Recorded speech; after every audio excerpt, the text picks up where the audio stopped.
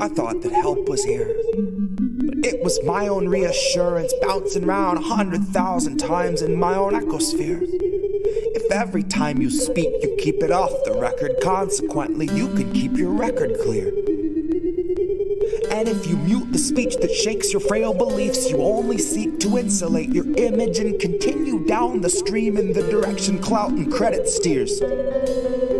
Directly from your mouth into am I the asshole Reddit's ears.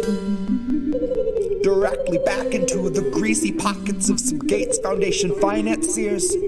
And then directly back into the frantic final thoughts of early trial Neuralink volunteers, staring at the numb and mumbling vacancies where recently had been their peers.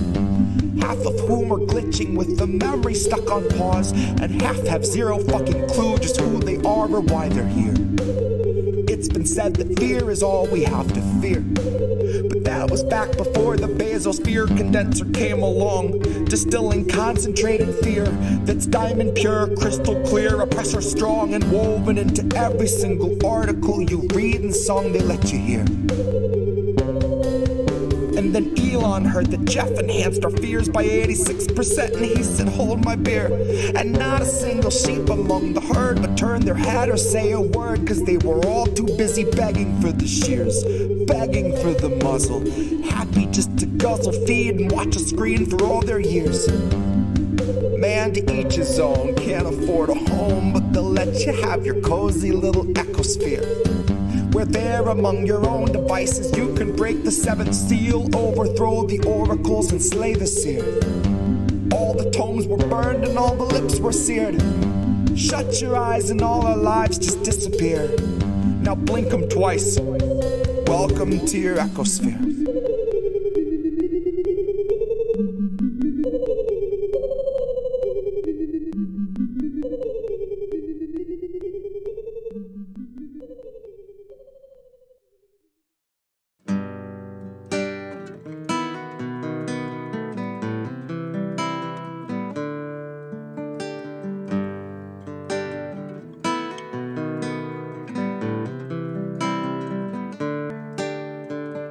They'll gladly pay you by the hour for a minute or so, so you can sign off on the towers where they'll piss on your home. And if you feel like you're just powerless to answer them no, it's 'cause you are.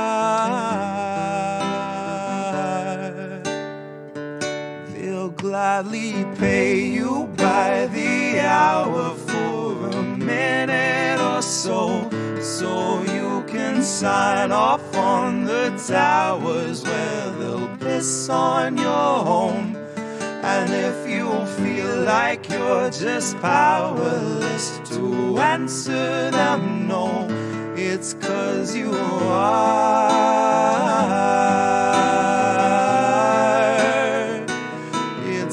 You are.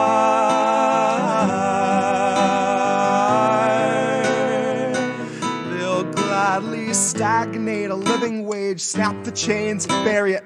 Labor slaves in rusty cages dragged behind a chariot, led by Mr. Racial Jungle, Joseph or Iscariot, fighting over scraps as they barrage us all with variants and BuzzFeed clickbait, straight until we're paralyzed, trying to distract us from the concentration camps that Joe had swore he'd close but only chose to amplify, where they got 50-something kids in cages made for 5 to occupy. And no, she hasn't seen the camps, but Harris swears they're paradise. She tells us the facilities are safe, and that right down to the women, they are regularly sterilized. Then she throws her head back and she proceeds to laugh, that sort of heartless cackle you'd expect from someone working steadfastly on behalf of the virus and a Congress full of parasites. And where was I? I was busy cashing every blue check, demonstrating plainly all the narratives expected from the verified. I was busy breeding verbal leeches by the terabyte. Train them to exsanguinate the wealthy while they sleep at night. Bleed the oil barons dry and barren, say they showed us how to share and now we share alike. Tell them I contracted rabies from a feral mike. Now I'm just another species losing sleep to noise pollution and these glaring lights, forced to change its habits and adapt to just survive. But now it's safe to say that some of us are thriving in the moment, throwing shit on presidential homes beneath the Paris skies. So if you feel like you're just powerless, I guess you bought the lie. But I can tell they're petrified of our collective might, 'cause I can hear those gentrifiers weeping at the sight of our collective rights. And I only can imagine the intensifying fear of knowing revolution's near, and all that's left to do is simply wallow in the thick anticipation of a rabid bite. And baby, one day you can ask your leaders just what that was like before you grab a slice. So if you think you're powerless, allow me now to change your mind. Honey, if you think you're powerless, allow me now to change your mind. See, they'll pay you hourly, tax them each apart, and build a shining tower out of loopholes and cards, and tell you that you're powerless to keep you in the dark, because you aren't, because we aren't. You see, they'll pay you hourly, tax them each apart, and make you build a shining tower out of loopholes and cards, where they'll tell you that you're powerless to keep you in the dark, because you aren't, because we aren't.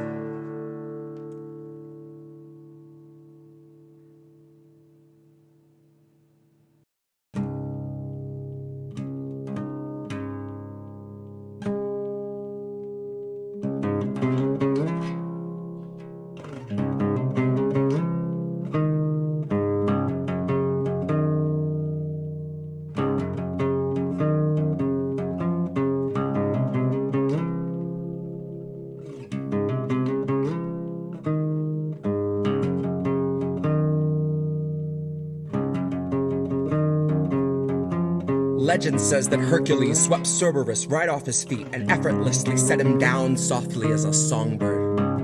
Atlas kept the world upon his back and every day wondered whether he could stand it any longer. And Tara Reid came out to say the man they tried to label the messiah of morality was really just another rapist. And I don't intend to hesitate when asked who was the stronger. Tara, like Assange, knew that carrying the truth would be the hardest labor. Tara knew that her assailant wasn't gonna make us any safer, and knew he's just the type of man to hand a decent foreign leader US printed walking papers, and knew he'd be relentless and aggressive in the war he'd wage upon her very character, that his attempts to weaken and degrade and embarrass her would be her only compensation. But I strongly doubt that anyone could ever have foreseen the stream of hate that came from quote-unquote progressives and the self-styled titans of survivor advocation. So if you really think there's something to be gained out of sharing your pain with the world, you are sorely mistaken. The Biden team just dragged their feet addressing Tara's allegations. Until they had a decent list of smears, then they aired them out on every station. And it turns out no one wants to hear the truth of who they praised as being worthy of such bloated liberal celebration. That no one wants to really know the person they've so valiantly defended, even when it meant they had to gloat and shit all over someone braver than they'd be if given the occasion. Now cue the faceless comment squad invasion. Cue those fuckers crawling out the woodwork to come analyze the way you wore your hair and what you wear. Like your appearance waives your rights, or that somehow you're the reason for your situation. Somehow they've decided you should bear responsibility for what such monstrous men insist on doing. Somehow they're deluded by the empty, hypocritical, and useless fucking platitudes that bastard keeps on spewing. And I think it's very telling that the best of their excuses when they try to come and justify our president's abuses is a hearty butt Trump. In which case I'll remind you that you never saw the news attempt to sell us Donald Trump like he was morally upstanding or a decent human. When Joe says something bigoted or ogles someone's little kid, CNN says, "Isn't this refreshing? Biden's like a mix of JFK and FDR with all the finer parts of Harry Truman." Christ, I know that they don't think that we're the brightest, but at least pretend we got a couple lumens. Ask ask yourself if you have ever questioned what they fed you, or do you just shut your eyes and then consume it? And now ask yourself if you ate every one of Biden's lies under guise of harm reduction and the promise of a slight improvement. And now imagine long ago that Biden chose to show you who he really was by traumatizing you for his amusement. Now imagine that you watched him touch a Bible with those filthy hands, and then assume the power of the highest seat in all the land, of knowing your attacker wields a global coalition born of 3-letter agencies who'll make a life's mission out of trying to discredit you through lies, damn lies, and collusion. Big tech is never gonna separate from our surveillance state. Fuck's sakes, they're just a breath away from total fusion. So there will come a time where even if you see the light, your voice will never reach the sky through all the bots and all the noise pollution. So trust us when we tell you that the masking of abuses is perhaps this country's oldest institution. And I know nothing nobler than facing it in honor of the truth when you know that the people holding power have been neutralizing truth since there was wet ink on the Constitution. So know that Tara's truth is something crucial to the movement. And if you see yourself a partner to the revolution, help this country see through all the baseless propaganda through the crux of Joe's illusions. And recognize that Tara Reade gave everything she had so she could tell us what the truth is. Recognize the decent thing to do when someone bears their soul and shows their bruises is not to ask for context or offer up your own solutions. Your job is just to listen with an honest mind and put yourself on Tara's side a moment so you understand the path she chooses. That there is no instant fame worth the dragging of your name. And if that's what you think, you've a lot to learn about the kind of facts the mob can handle and the kind that it refuses. You've a lot to learn about the news and all its many uses. Guess you've yet to learn the truth the news will serve as fruit from which they've squeezed out all the juices. And we all eat the husk and just pretend it's full of nutrients and isn't really useless.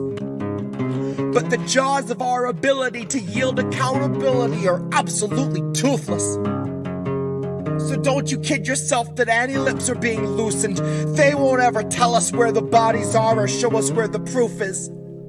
It's on you to recognize the lechery our president so regularly oozes. It's on you to muster up some honesty and ask yourself how Biden won your trust, but it's America that loses. Open up your eyes and learn to recognize the bruises. Open up your eyes and learn to recognize the bruises.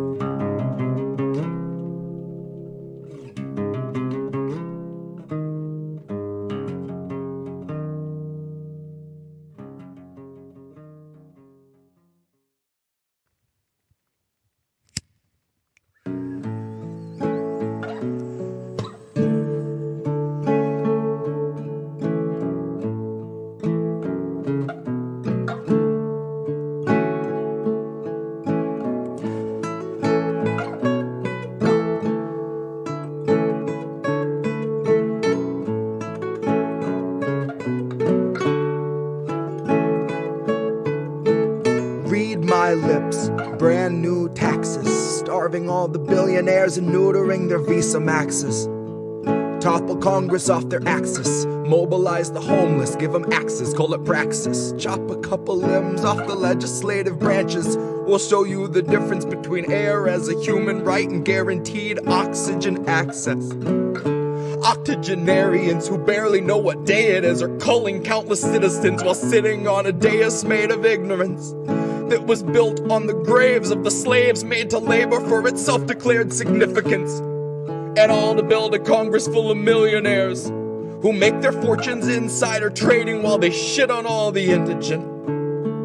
So I got a bone to pick with our leaders, and I'll start with the ligaments. Pick right through the muscle, dig the marrow out, and serve it to the unhoused millions living in their minivans or watching their belongings get evicted from their tenement. I have a dream where we breach the walls of Congress and just let them in. And what happens next will survive in only text, cause there won't be any evidence. There will only be that heavy kind of feeling that pervades a space where there has been a reckoning and you can feel its remnants. Let any man who enters seeking power know that those who came before him suffocated on their eminence. That there once was a seal on the wall, but we quartered it and scattered all the pieces that it might prevent its semblance. And so we end the great...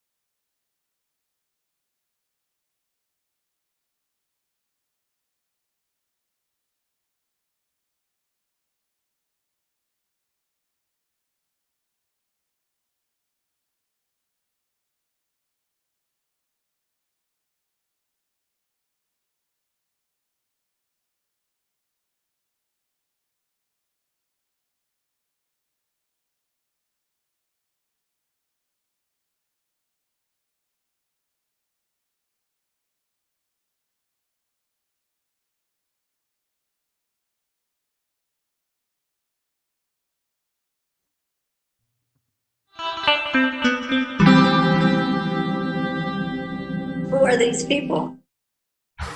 What's up, everybody?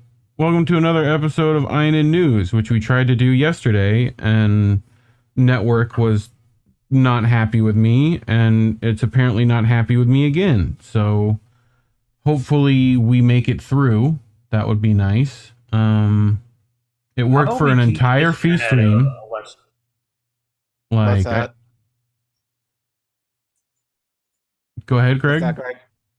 Oh no, we should just teach this internet a lesson, give it a taste of its own medicine. Yeah, that's what I'm hoping. So, hopefully Like everyone gets all their frames that they desire. And hopefully as it gets later, I get more internet somehow, and then I'm going to call Xfinity and change all my cords and yell at the ISP. Oh no, we should teach this internet a lesson. I hear someone's stream in the background. No, I'm just playing the chat. But anyway, we have some stories this evening, Collin. We do. We've got these stories here. You got your two. I got my two. So my rants this week will be on my Mayor Muriel Bowser, doing some ish regarding DCPS students that predominantly focus on Black students in connection to COVID. Yeah. And then keeping it local for me in DC, we actually American University, and I actually didn't know this since I work right there, went on strike last week. So I'll give a little more information about that. And then what you got, Reef? I've got a story about a group of truckers that are trying to protest for they're trying to keep them from being able to freelance.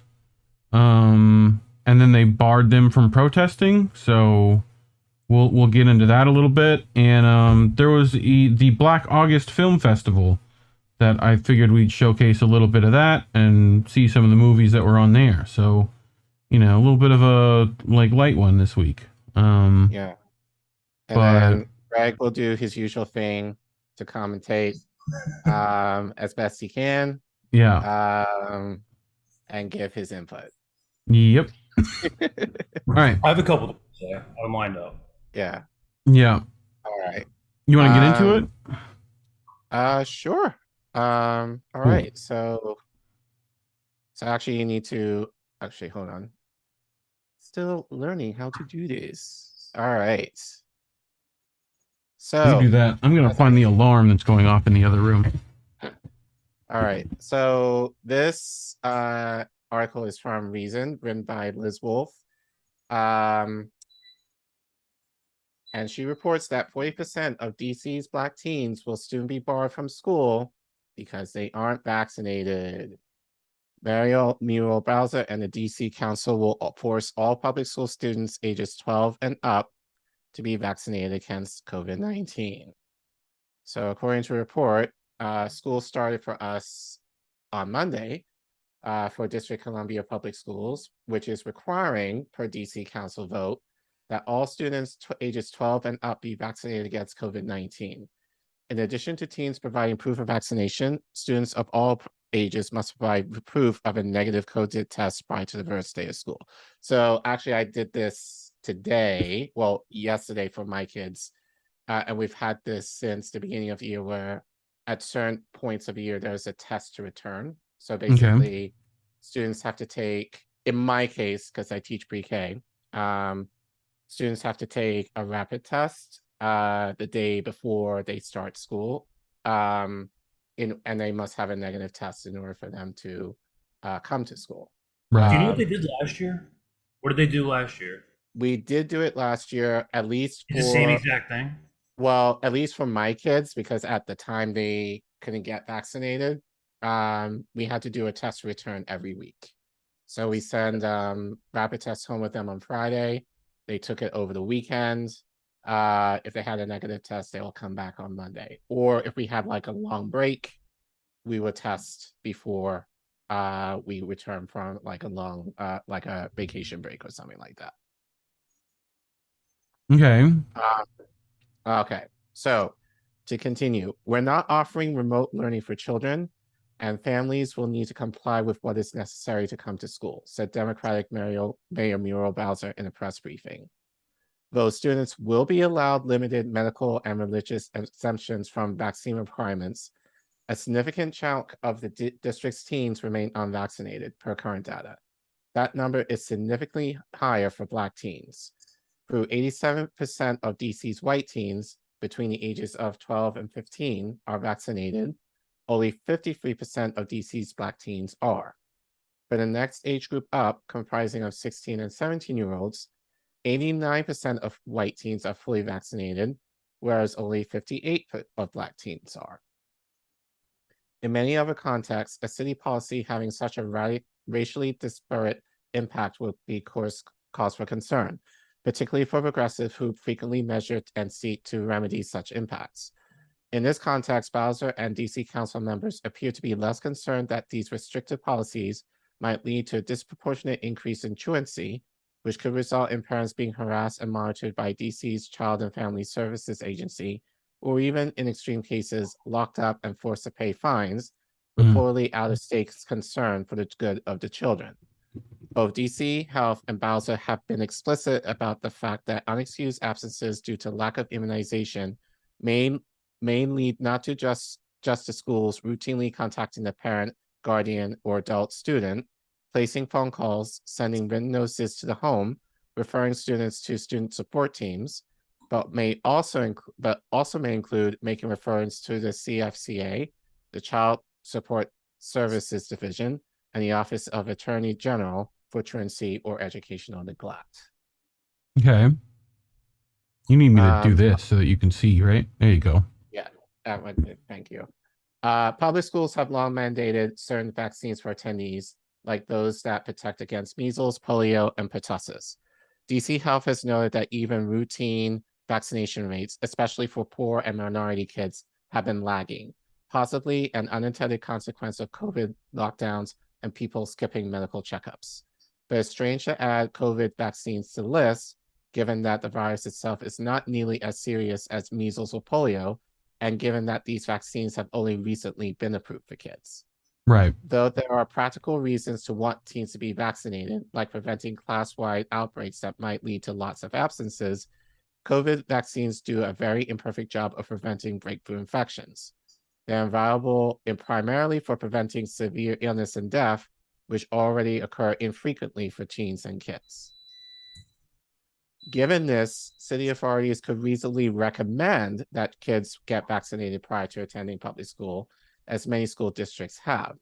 But they have instead chosen to mandate it, which is out of step with the choices of most other school districts in the nation. This is par for the course for some of the municipalities filled with the most insistent COVID hawks. This week, Bay Area school authorities called the cops on an unmasked 4-year-old and his father in an attempt to get them to leave school premises for masking violations. Similarly, Los Angeles County's public health boss, Barbara Ferrer, toyed last month with the idea of reintroducing mask mandates for residents before being met with threats of insubordination from residents of Beverly Hills. Ferrer scrapped her plans. Authorities should not, in general, create laws or policies they're not comfortable enforcing. It's therefore quite astonishing that 30 months into this pandemic, Bowser thinks COVID vaccination is so important to mandate that it would be worth an increase in the number of minority parents investigated or possibly locked up for their kids' truancy. But it seems like a horribly costly punishment for a debatable crime of a questionable public health merit, not to mention a host of civil liberties issues raised by mandating proof of COVID vaccination. DC officials should think long and hard about whether it's worth it. So there's an update. DC's Deputy Mayor of Education, Paul Kiln, said this afternoon that enforcement of the COVID-19 vaccine mandate has been pushed back to January 3rd, 2023. You brought this, right? From the Intelligencer, Crab. It's more. I'm tossing in like a bunch of links. Yeah. And especially, and this is like especially the case with Moderna. They're openly talking about this in public now. It's not like it's like the science.org one is probably the most reputable.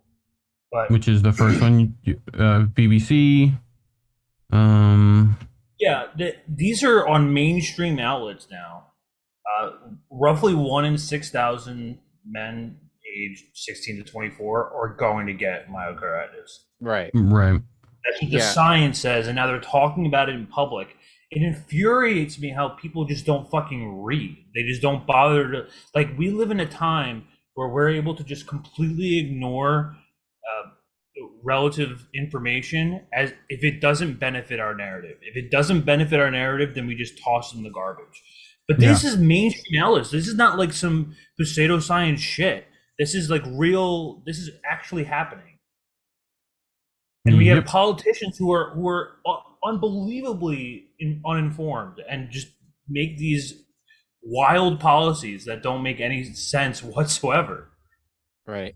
Well, trust the science. Trust the science. Right. I find it interesting, though, that, Mayor Bowser, I mean, we're talking about DeSantis, who is a Republican, who's doing a lot of crazy shit in your state, Reef. But, like, this is a Democratic mayor who is insisting on this, which, given, low-income communities are already kind of at risk for a lot of shit, and I think especially in regards to COVID.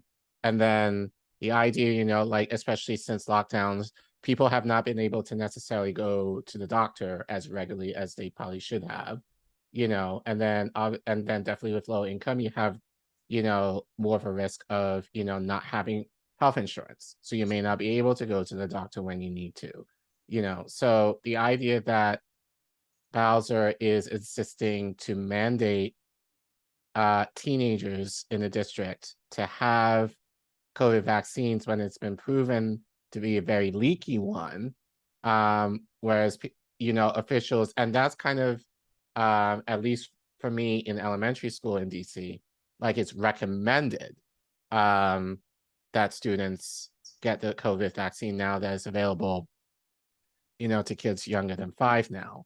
But the idea that she's mandating this, I think is especially heinous. Note that and I think I said this to you guys before we went live, initially the cutoff before students were not could not come to school was, I believe, October 15th. It's now been pushed back to January 3rd, and I think you can probably guess why she decided to do that. because it benefits a certain narrative. Like It benefits her. It benefits her like election. Yep. Yeah, I'm not even saying that there's like there's like some like conspiratorial agenda going on. It's literally just because it feeds into whatever the current thing is right now. Yeah. And besides the point that it's a leaky vaccine, that this age group that we're talking about here has such relatively low risk that we're talking like flu levels. Mm-hmm. And to me, I mean, I know that it's like than flu levels. We're kind of like beating a dead horse at this point by saying like, oh, why? What's the point of mandating this shit? But really, like, what's the point of what is the point of these draconian measures that are just gonna, in the end, killing people? Really, giving innocent young men heart issues. I mean, really, again, like. And the fact that here it shows that the majority of black kids are the ones who are being unvaccinated. We're testing grounds for whatever next big pharma push they want to have. Right. You know, I've been saying this, you know, for a while, but I think, you know, my dad, you know, like he's older and he has cancer, so he's prone to blood clots. So he didn't take the vaccine, but he wasn't going to take it anyway, given his history, you know, as far as basically Black people basically being treated like guinea pigs for certain vaccines that people claimed to be healthy or necessary. And like in this case, you got. They're going to call truancy? Like, they're going to call child protected service? Like, it's for insane. not being vaccinated? That's ridiculous. I live right next to a pharmacy, and every day I walk to work. I walk to the train to get to work. I see like it's nearly on a daily basis. Like, I see like elementary level school kids like lining up with their parents to go get vaccinated or to go get boosted. People are fucking insane. They don't give a shit. They just don't care. I don't think it's a matter of not giving a shit. I think that's just what we've kind of been force-fed at this point, in the means of like trying to return to normal, quote unquote, whatever that is now. You know, and I think people are just using this. What is this normal? I don't understand. No, I don't know, but but it worked. So, I do want to play this video. Is about 2 minutes long. Oh, actually, before I do that, I do want to share this tweet. Friends of the show, Revolutionary Blackout Network, tweeted, and they had a video attached to this, which I think is very interesting because I've had this thought for a while. I think especially, you know, more in local politics, especially. But, and I know I've talked about this with Reef before, but Revolutionary Blackout Network tweeted, the only Black people who can become mayors of these cities are people who compromise with the white power system and deliver the resources to other places other than our community, Sister Soldier. So she actually had an interview guessing, you know, from the clip in the 80s where she kind of goes into this a little bit more. And I think this is very interesting considering, you know, Bowser and, you know, obviously living in DC for 5 years, how much the city has been gentrified to almost a detriment of to people of color, especially Black people who have lived in the city, you know, for a long time. So you're gonna have to play it, Reef. Is there? Hold on, I'm just control-C'ing something. Here we go. To be powerful. I didn't consider Marion Barry to be powerful. I don't even consider the Black woman who's here to be powerful. Tom Bradley, the guy in Los Angeles, I consider him to be pitiful, not powerful. Who is powerful? Powerful is when you can deliver resources, services, and substances to your people and not compromise. The only Black people who can become mayors of these cities are people who compromise with the white power system and deliver the resources to other places places other than our community in Los Angeles. And I think the reason why we wouldn't be sitting here if they would have delivered the right verdict is because white people wouldn't have been hurt, white property wouldn't have been damaged, and America wouldn't have lost to the tune of $500 million. In terms of solutions, however, for young people, I see it as black people having to put pressure on the system, continued and consistent pressure. That we need to, I'm going to tell you what for. What we need to do is get our experts together, make an economic assessment of our relationship to America, our contributions to corporate activity, and divest from America as a white racist institution. Black youth, we spend a lot of money on sneakers, we spend a lot of money on gear, we spend a lot of money on jewelry, and we're going to have to be unified. For the first time in Los Angeles, we saw unity between the Bloods and the Crips. We need that. Yes, we need black but unity. Sister Soldier, these two gangs out there were unified in looting the community. They temporarily abandoned their own enmity between each other and helped to ransack their own community. That doesn't mean that I give up hope on their ability to become politically conscious. I think that black youth have been neglected, and they've also been looted, which is why they're looting. Good stuff. Yeah, so basically, you know, what Sister Soldier was talking about basically is reparations. But I think before she went into that, she talked about the idea of how black mayors are usually elected to basically uphold white supremacy in terms of, you know, and as I said earlier, in the case of Mayor Bowser, you know, she's definitely corporate, you know, Right. So as far as, you know, making sure like in the white areas that they're good, you know, and I work in that area, you know, of DC, that area is good, but to the detriment of, you know, the low income communities, especially for Native Washingtonians who have lived here forever, especially for the black community, you know, like there's no offer for them. And I think especially in regards to COVID, there's been a lot of distrust regarding COVID, especially among the black community, especially older black people who have gone through some shit regarding, you know, vaccines and,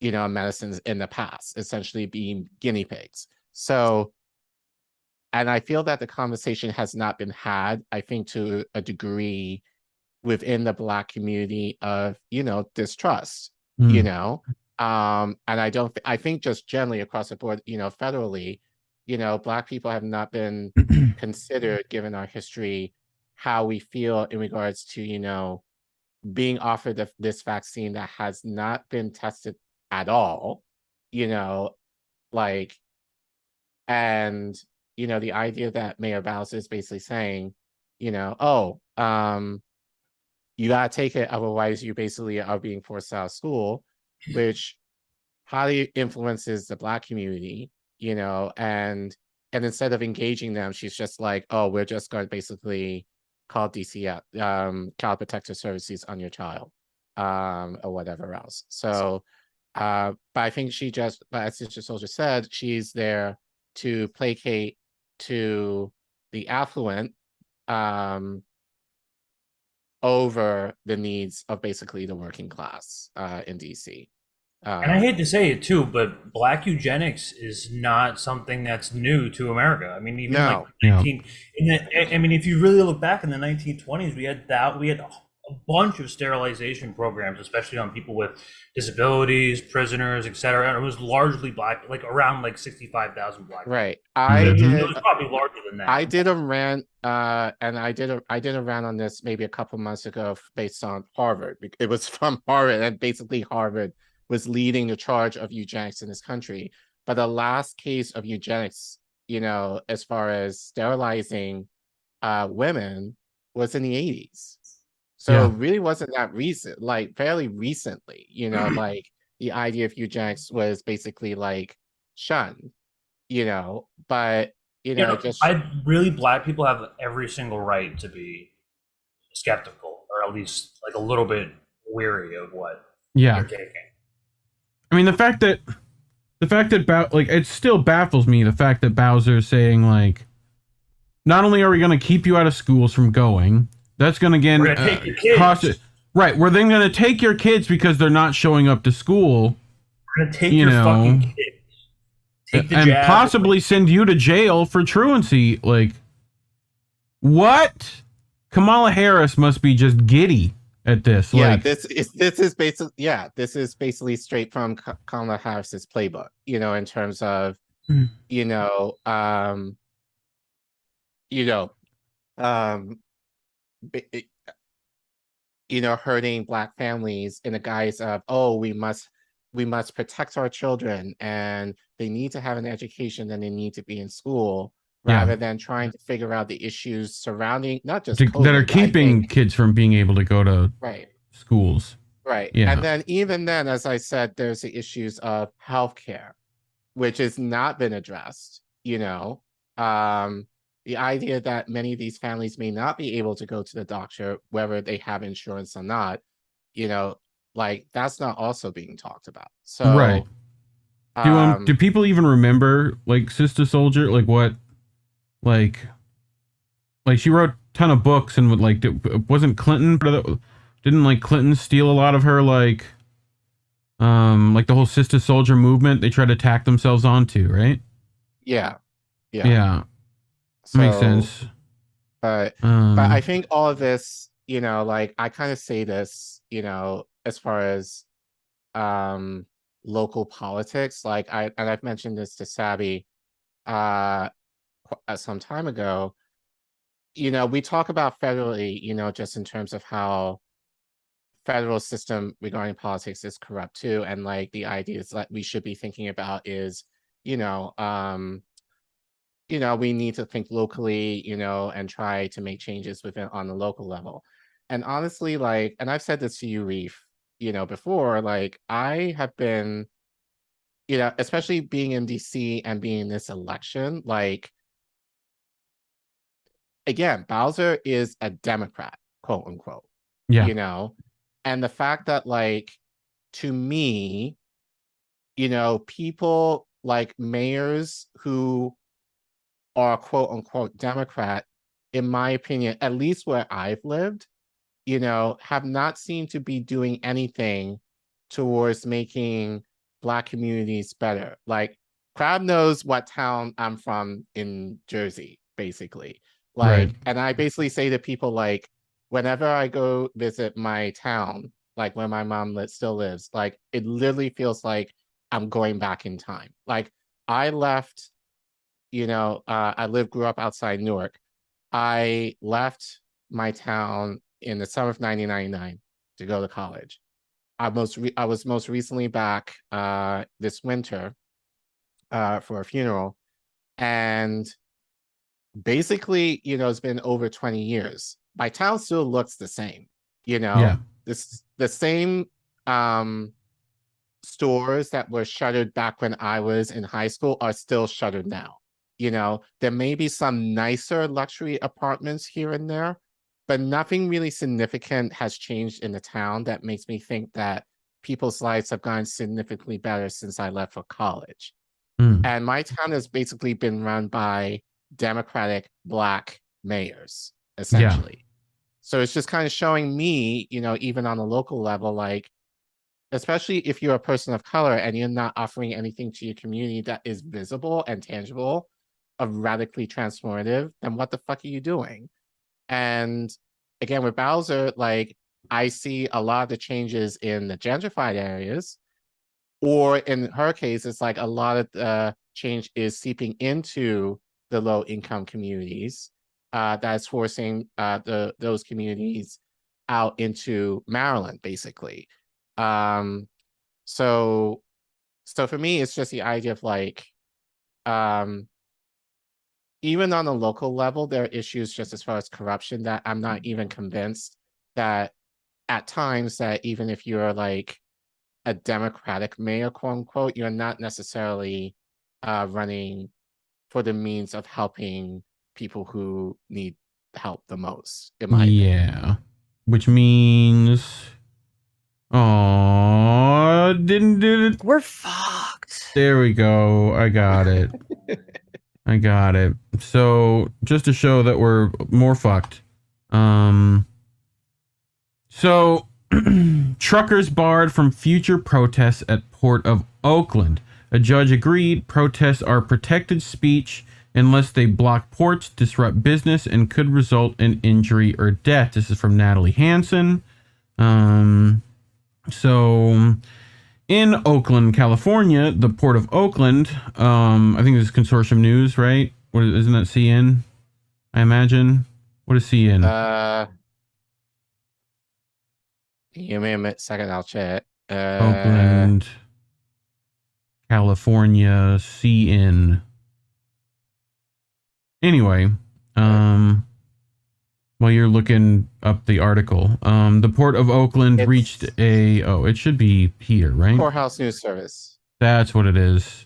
The Port of Oakland reached a stipulated permanent injunction with 2 protesting truck drivers who last month disrupted operations at the state's 3rd largest port over a new state contractor law. The Port of Oakland filed the lawsuit in Alameda County last month, claiming protesters unlawfully disturbed its business and operations for about 1 week. Protesters, largely independent drivers, gathered around the port after the U.S. Supreme Court declined to hear the California Trucking Association's case against Assembly Bill 5, a state worker classification law making it more difficult for workers to be independent contractors. AB 5 was passed in 2019, but an injunction prevented the law from being enforced on motor carriers until the Supreme Court's recent decision, which was, what did it say?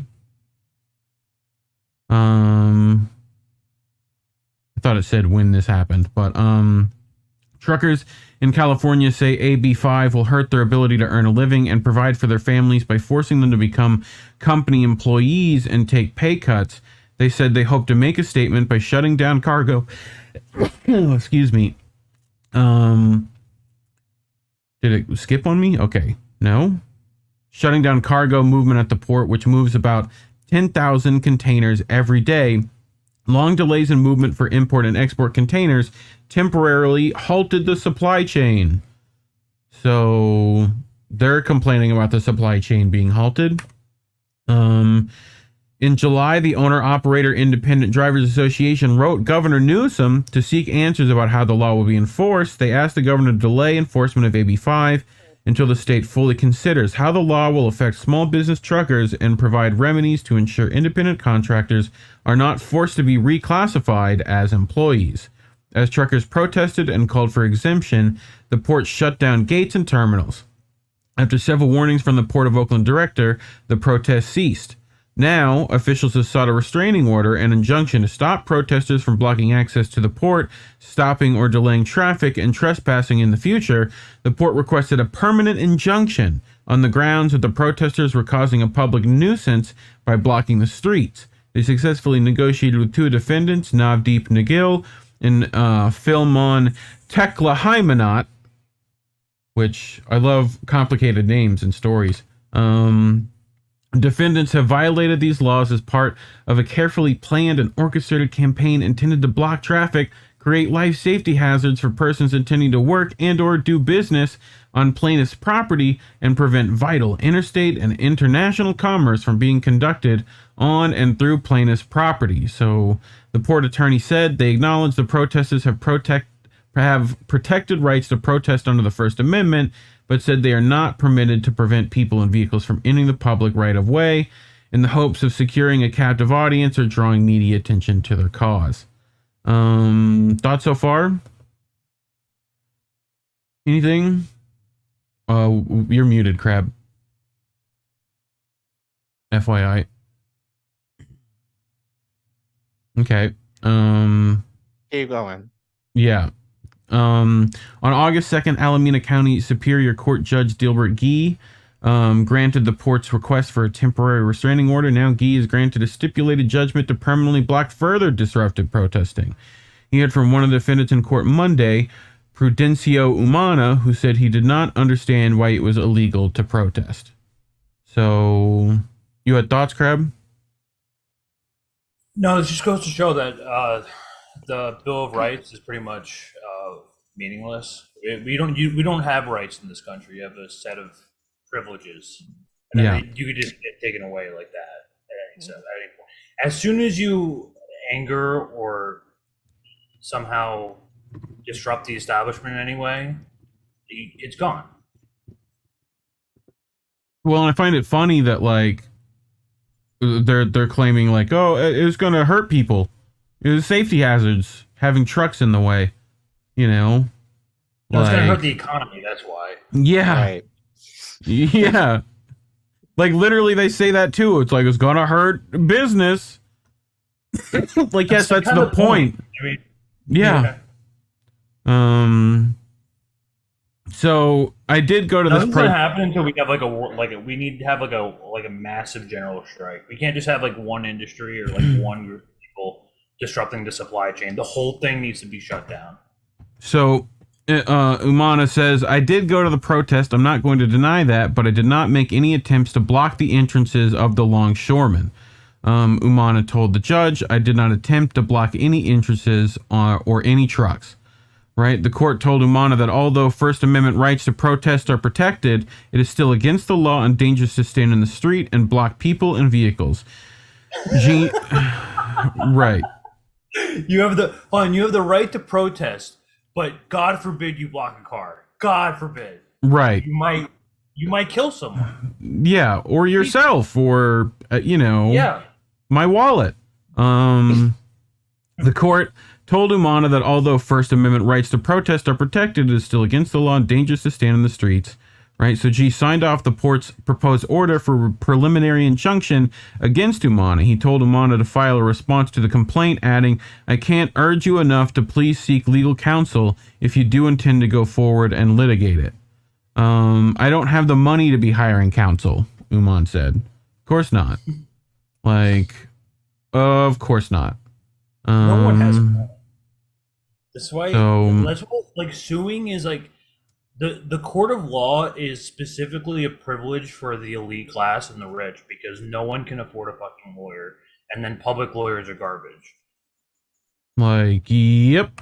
The Port of Oakland is likely to succeed on the merits of their claim. With regard to the protest, G responded, they have submitted enough proof to the court for me to impose a preliminary injunction to protect the safety of the people at the port as well as your safety.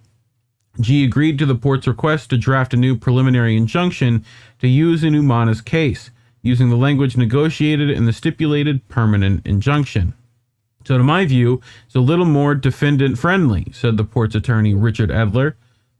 He said this injunction will be filed by Tuesday. Negotiations with other defendants will continue. Per the stipulated permanent injunction agreement approved Monday, Nagil and Teklahaimanot and other protesters aligned with them will not intentionally block or impede people or vehicles trying to enter or come from Port of Oakland facilities. Ashar Ahmad, the attorney representing Nagil and Teklahaimanot, said the stipulation reflects the parties' mutual agreements. So they're saying like, yeah, we're not going to block anything. We're just going to be there. You know? Like, I think that's what they're claiming, right? And they're like, yeah, we don't care. Yeah. Yeah. So, but anyway, anything closing on that? I just thought it was an interesting, story a little bit. I just want to say good for the truckers for keeping on going and not giving up. It's been like a year now? Something like that. Yeah. And this is kind of I admire their tenacity. I just want to say that. Well, like people, I feel like people would have looked at that article and thought it was like the truckers you mean. But it's like, it's a completely separate issue. Not. Like it's a completely but I feel you. But I just think it's like if someone heard, oh yeah, they barred truckers from protesting, they're immediately going to think it's the other truckers, right? Class of people. Yes. So I'm not referring to the Canadian truckers, but I'm saying truckers in general. In general. They don't, they're willing to fucking fight for what for proper working conditions. Unlike most of us. It's almost like if labor, was actually a unified front, we'd be doing something. Unity. But anyway, Collin, you have a story? Where's that from? It's Richie doing Dave Chappelle. But here By we the go. way, guys, we've been building out the soundboard. So if there's any like sound clips that you feel must be there, let us know in the comments. I still want the 90s sitcom laugh track. What? Like I want like a 90s sitcom like clap, and then I want like ooh, and then like an ooh, like the whole set. Right? Like it's gonna be like every INN news session is gonna be like an episode of Family Matters. Right. And then we're just gonna like I want someone on like national TV that uses a laugh track to just like fit that in there. You know? Tell me this is not a beautiful idea. Like not having audience like fake audiences on a news channel. It's never been done before. No. We could be it's first. never been I'll get all the laugh track sounds. Yeah, I'm down. You know? Like it's either that or go the route of like morning radio and just do like fart noises and a weird like spring noise. And like we're already kind of doing you know, like clown honk, you know, like anyway. So Collin, you have another story to bring to the people. I do. Another DC story, but a little more hopeful.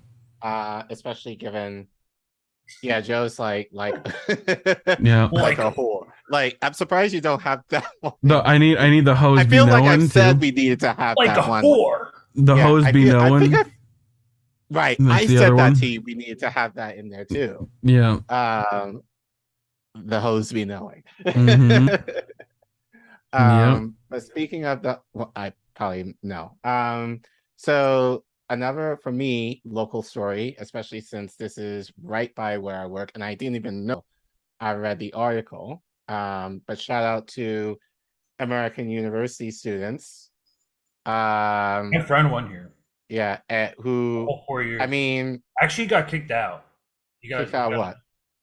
He got kicked out of American University because there was like some kind of like secret frat. I don't even know the whole story. American University sounds like a fake university. Like it sounds like a university someone made up because they needed like, you know, I can tell like you, a Pell Grant. I can tell you from firsthand experience, the entire school is full of weebs. All of them, it's like furry and like. Notice me, senpai. Notice me. Yeah. I didn't think I would need that. Almost today. all of them are like that just goes to show. But I mean. Anyway, so when they walked out, it was like Nani. Anyway. So that's another clip. We need like a Nani. What's the one where like the guy teleports? Isn't that from like JoJo? They like teleports behind someone, and you know. Anyway, I'll find that one. I'll find that one too. That one's good. One of those weebs in chat will know. But what's your favorite anime? Comment down below. Right. Just hit that SEO real quick. That'll boost us in the algorithm. Everyone knows what my favorite anime is. I kind of gave Reef a hard time for not seeing this anime. Well, look, I like some anime. No, like to get off topic for a second. Like me and Collin were talking about this. There's like some. I mean, modern day anime is like shit cliche as fuck, and it's garbage. But there's like some '90s anime that you can like actually get entertainment from. Oh yeah, yeah. Like I'm all like I haven't really gone into like any of more modern anime like past like the aughts basically like, and I love anime, but like like I know people are kind of like into Attack on Titan and all that kind of, which I'm sure is good, but I haven't really just gone into it. But like I can find first myself season watching. I watched that. I could find like watching even like 90s or even 80s, some certain 80s anime, and I could watch those over and over again. Yeah. You gotta see Evangelion on Netflix. Look, Colin's got a tattoo of Krillin. All right, don't you know? I know. Yes, you do. Don't lie to the people. We all know you got the little 3 dots on his forehead. It's great. You know, how many is 9? He's got like the Dragon Ball thing on there, right? You know what? I'm I gonna have get. a tattoo, I'm gonna. but not of that. I'm gonna Krillin get, was a G. What's the thing? What's the eyeball in Yu-Gi-Oh called? Where it's like the Pegasus like eyeball. All I know is I think. all I know is you've activated my trap card. That's it. That's the only one. and pot of greed. Draw 2. Like that's everyone knows that one because it was in like every episode, every time.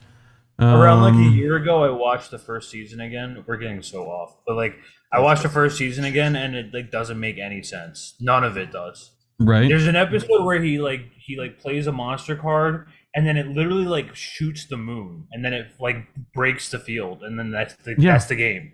They don't do anything to follow plot. Yes. Yeah. Exactly. That's all. Speaking of plot, we have this plot. Yeah. American University students walk out to support staff. As much as Crap says that American University students are weebs, they actually did something good and actually staging a walkout. Wasn't this the freshmen? This is like incoming freshmen, right? I wouldn't say incoming freshmen, but it involved. They were there for like. I'll read the article, but it was a walkout in connection to the invocation. Invocation, that's it. Yeah, that freshmen attended and they essentially walked out of it. So this is from Popular Resistance and DCist, written by Sarah H. Kim. Actually, it was just a picture there, so I'm going to go to the next slide. Wait. There you go. Okay. All right. Can you remove the screen there? Thank you. You're welcome. American University administrators resumed negotiations Friday morning. I think it was last week, with staff who were on strike this week demanding high wages and equitable pay. It was the first bargaining session administrators held with staff unions since contracting negotiations failed last week due to disputes over raises. The bargaining session comes at the end of a nearly week-long strike, which began Monday and coincided with move-in week for undergraduates. The strike officially ended 3 p.m. Friday as planned. It is unclear whether the current round of negotiations will end. The strike kicked off at the Washington College of Law on Monday, and the union spent much of the following days marching and chanting on the university's main campus near residence halls. Just prior to the bargaining session, President Sylvia Burwell was delivering a speech at a convocation when students walked out chanting, "Pay your staff." Union members and supporters have marched to the convocation site, Bender Arena, before proceeding to Massachusetts Avenue. On Thursday, Peter Starr, Provost and Chief Academic Officer of American University, sent an email to faculty regarding convocation, saying that they were no longer asking faculty to attend in person. American University's Vice President and Chief Communications Officer Matt Bennett forwarded a statement to DCS WAMU, indicating that the university asked the union for dates earlier in the week to resume negotiations on contracts for both the staff union and adjunct faculty, and that its bargaining team suggested meeting Friday. AU is eager to reach a fair resolution on contracts with both groups, the statement read. However, a union spokesperson told DCS at WAMU Wednesday morning that administrators had not indicated that they plan to resume negotiations since the strike began. Regarding the bargaining session Friday, the spokesperson said the administration finally responded after days of protests. Asked to clarify when the university reached out to the union this week, Bennett replied, "I can tell you we asked for dates on Wednesday." He pushed back against the claim that administrators did not indicate they wanted to resume negotiations before that time. Okay. We have always been prepared to discuss the proposal at the bargaining table, which is where the negotiations have to take place, he wrote. The union with SEIU Local 500 is made up of 550 staff of the Provost Division and formed in November 2020.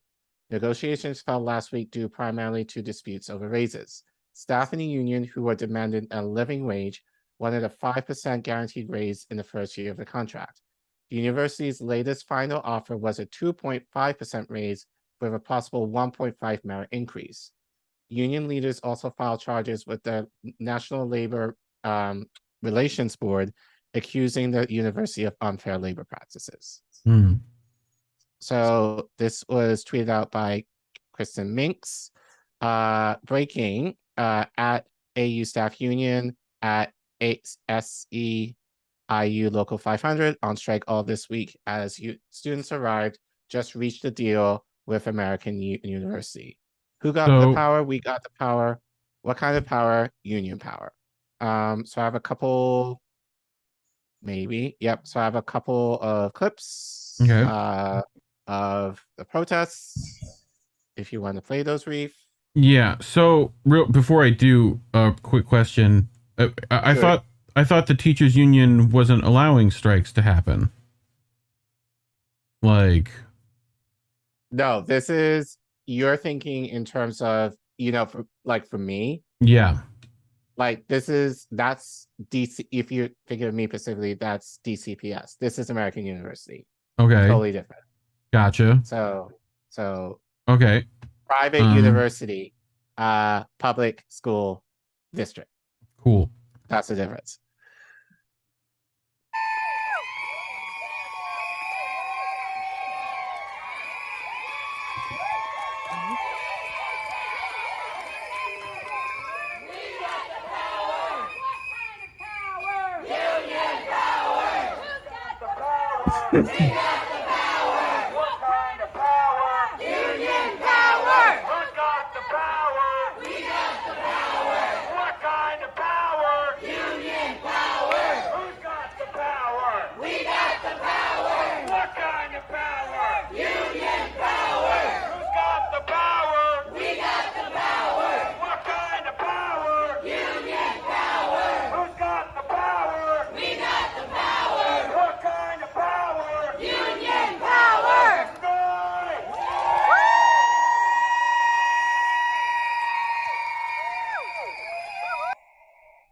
What?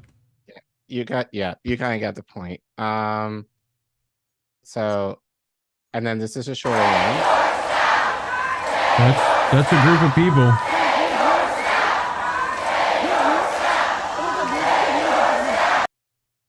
Yeah. So, thoughts. And I have more to say about this before I continue, but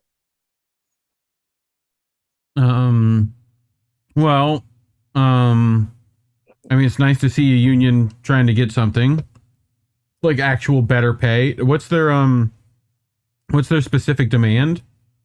Like for how much pay? They wanted 5%.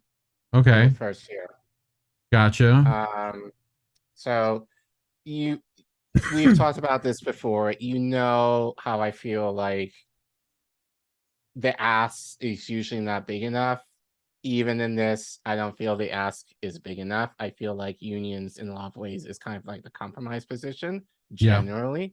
But in this case, at least I could say, that they are, pushing direct action wise, and at least American University students took it upon themselves. And funny enough, during move-in weekend with incoming freshmen coming in. So you can imagine a lot of these new parents, coming in and being like, what the fuck is going on here? Like definitely getting an impression. But I wanted to mention this because I know Sabby kind of talked about this on a live stream the other day, I think in regards to student debt and just thinking in terms of the endowment of some of these colleges and thinking about in terms of like, why the fuck can they not pay, their employees a minimum wage? So I just pulled this up very quickly off of Wikipedia. So I just basically pulled up here the top 10 private universities in the country. Yeah. And just take a look at their endowments. So Harvard University, 53 billion. Yale University, 42 billion. Stanford, 37. Princeton, 37. MIT, 27. UPenn, 20. Notre Dame, 18. Northwestern in Illinois, 14. Columbia University, 14. Washington University in St. Louis, 13. So these are top 10, So like the fact that they're talking about billions. Yeah. you know, and they can't pay staff, you know, like, and Sabi said, you know, a lot of this money goes towards professors, you know, in terms of, you know, especially for ones who are doing research, almost to the detriment of maybe some of the adjunct professors who may not get paid that well. Yeah. But I can also argue a lot of this money goes towards infrastructure, you know, because especially at private universities, it's essentially run like a business. You got to get, you know, those students in, you got to make those dorms nice, you got to have, you know, the nice cafeterias and all that kind of stuff. You got to make it like marketable for students to want to come. Yeah. I forget the teachers. I was just talking to my friend who went to American that it's even worse with the actual like staff that's there, like the dining staff and the janitors and shit like that. Imagine what they're getting. Like, they're getting paid like shit. Most of them are like ex-cons and like people who don't like really like speak English, and like they're definitely getting fucked. Yeah. So, so to be fair, To be fair, I showed private. I need that too. Next slide. Want to show you public, because those of you who are saying like, you know, especially towards the student debt, you know, oh, like, you know, you should go to public college because it's a lot cheaper. Well, again, top 10. University of Texas system. These are in billions. 42 billion. Texas A&M University system, 18. University of Michigan, 17.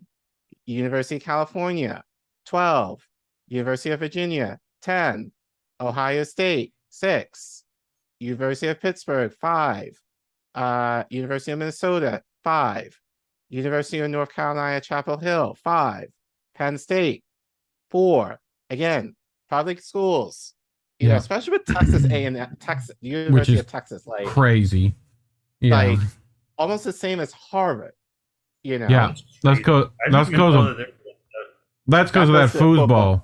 Yeah. Right, exactly. Why is there such a big jump between the University of Texas and then all the rest of them? Because of it's like almost a 30 million. Football. Like literally. A lot of it. The UT football team is I'd imagine, crazy and I'm not paid. sure if you already mentioned this, but like I'd imagine like a lot of this is due to gentrification as well, right?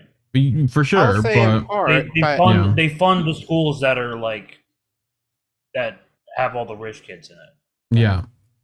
So I put this up just to kind of show, you know, like, and I think people need to make the association, like, as Sabi has said, you know, she worked in higher ed, so she definitely knows her stuff. But the idea of like, these schools are not really schools, they're businesses, and they are run as such. So the idea of like, these schools are making endowments of, you know, billions of dollars, which essentially can run a small country.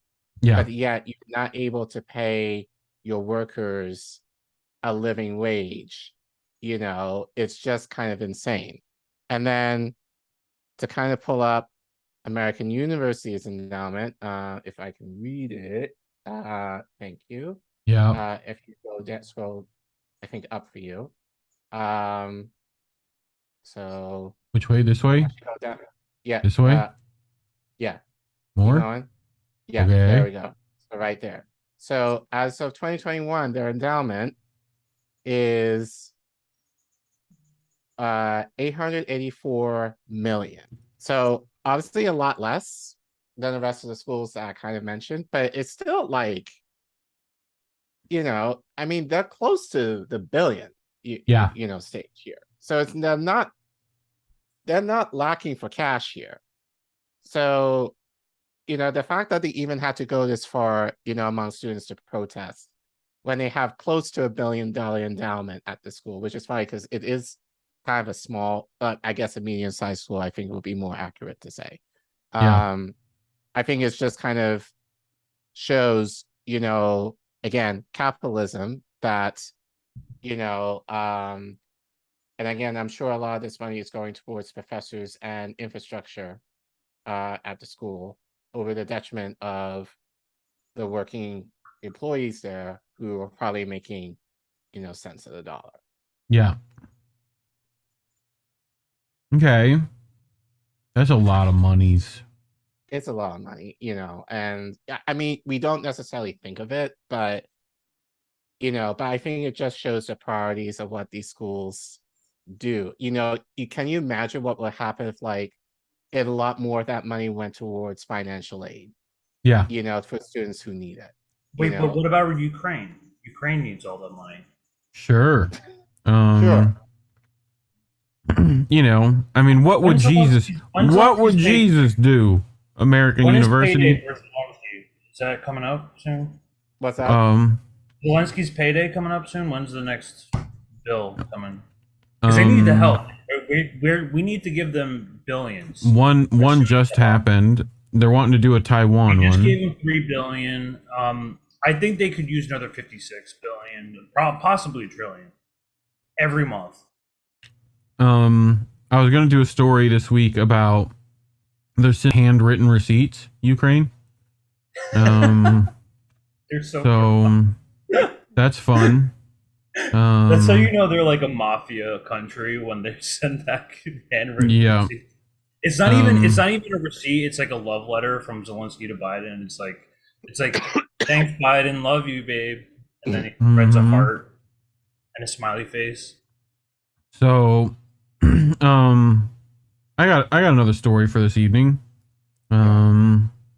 We purposely kind of did the last stories a little shorter so that we could probably spend more time on this one. And yeah, it's a little long. I'll say shout out to Reef for this because I actually did want to talk about Black August like a couple of weeks ago, but I chose that over another story. But then, Reef found this. And yeah. I think it's very poignant given, Crab, I'm sure you're going to talk about this a little bit, but you're going to Camp Dada over the weekend. I think this actually might be kind of a cool thing maybe you guys can talk about while you're there. Yeah. But Reef, you want to share? Yes, sir. So this is by Ed Ramble over at Covert Action Mag. So Mood of Militancy movies star at Black August Film Festival in Pasadena. So you'll see a lot of these films go around this like Black Power circuit of film festivals, which I think is actually pretty neat. But they're quoting George L. Jackson there. Patience has its limits, take it too far, and it's cowardice, which is a great quote in my opinion. So if you go to blackaugustfilmfestival.com, you will find more information on like who won things and stuff like that. So we'll get into a few that Ed Rampel showcased, but he starts out with what is Black August and the film fest named after it. So the inaugural Black August Film Festival, zooming in on what France Fanon called the rest of the earth and their opposition to systemic racism, took place in Pasadena, California, August 13th through 14th. Right? So unlike other Black-themed film fests that may screen socially conscious indies alongside the typical mindless entertainment of Hollywood studio features with African-American talent, BAFF has a narrower, more politicized focus. So according to its website, the Black August Film Festival will welcome films from all over the world and the social and economic issues of the oppressed. Black August is an invitation to reflect on the history of Black freedom struggle, to celebrate those who have come and gone before us, and to commit to continue this fight for justice and liberation until we win. Right? And they give you that website right there. So BAFF is presented by the Pasadena African American Film Foundation, which teaches filmmaking to teens and supports local filmmakers. So during a screening discussion, filmmaker James Farr, BAF's co-director, explained the meaning and origin of the name of the fest, which is redolent with historical significance in the struggle against white domination, which culminated in the month of August. There is a through line of resistance. Farr, who appeared in and co-made some of the festival's documentaries, cited the example of the legendary Jonathan and George Jackson of the Soledad brother fame, or notoriety depending on your politics. Both carried out the radical acts of defiance and perished in the month of August. So Any thoughts so far, Colin, just on Black August alone, which I'm sure you have some? Yeah, I think I never kind of realized this, but like a lot of revolutionary, movements, or actions that Black people have taken, not just in this country, but I think throughout the diaspora, have taken place in the month of August. I never even made that connection. So the fact that they were able to, I think is very cool. That they did that. In Barbados, where my dad's side of the family is from, Emancipation Day, for them actually took place a couple of weeks ago, like in August. So this is not just limited to stuff, within, you might think of just in America. This is kind of what you can see, throughout the African diaspora, which I love, because it's more inclusive in terms of like thinking in terms of like, it's not just a thing that's associated within America, but throughout the world, and like Black people throughout the world have done these acts of resistance, you can say any time of the year, but I think you could see a lot of these actions predominantly taking place in that month. So I think rightly named and very historical significance in terms of a global focus instead of just a national focus that I think people tend to think in terms to here. Yeah. And I really love this because and they even mentioned how Hollywood itself is like an embodiment of racism. They throughout time they've always, I mean, they do pose themselves as like these quote unquote like progressive anti-racist institutions, but they have a huge history of whitewashing movies, especially with like mostly like pronounced actors. I'm not trying to side, like, and I'm trying to like myself here because like I'm not trying to side with like SJW type shit where it's like every single role has to be demanded by racial conformity, but it would just be nice to see some new faces around, not just like a couple of like a handful of elites that dominate the entire industry. Like if you watch, on Netflix, there's a show, Narcos, and it's a bunch of like extremely talented Hispanic actors that you would never see on anywhere else. But Hollywood is addicted to the white male, like bland, like charm. They love it. That's why they're in everything. Plus, the amount of steroids that they can buy. I know it's like I said.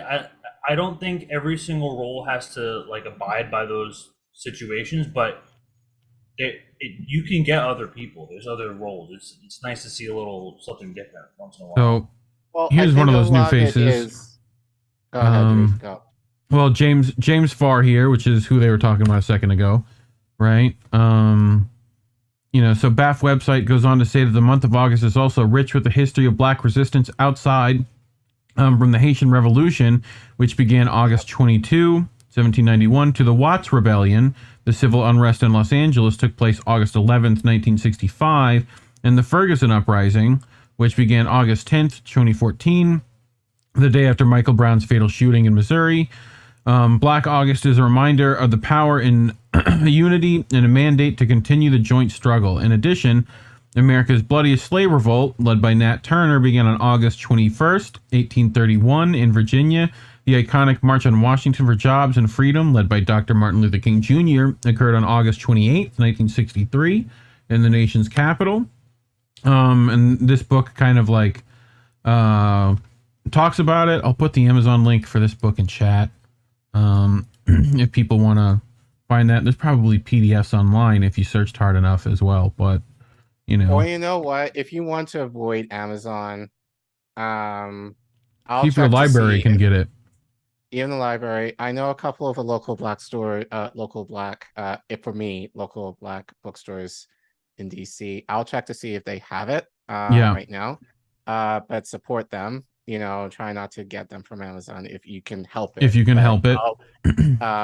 If they do have it, I will link those as well. Okay.